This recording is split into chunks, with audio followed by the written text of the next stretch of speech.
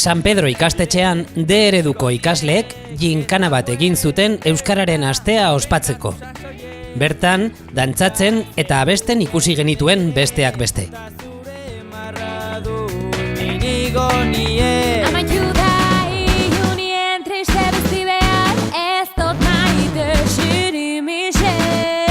Eguzki xeriatiek zabaldu egingo bentzoa zabaldu eta kuku egin.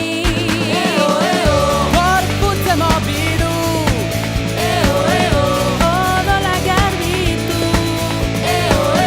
zugaz maite mindu, zugaz maite mindu. Gorputza mobidu, odola garbitu,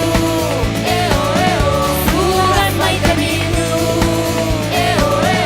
zugaz maite mindu.